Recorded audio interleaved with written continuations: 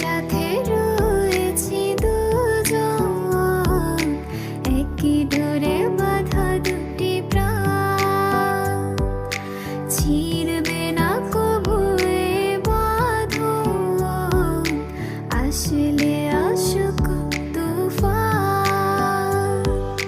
তুমি আমারই, হায় বলবো শতবার,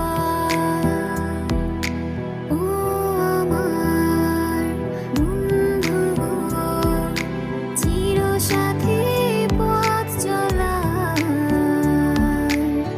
তোমার জন্য গড়েছি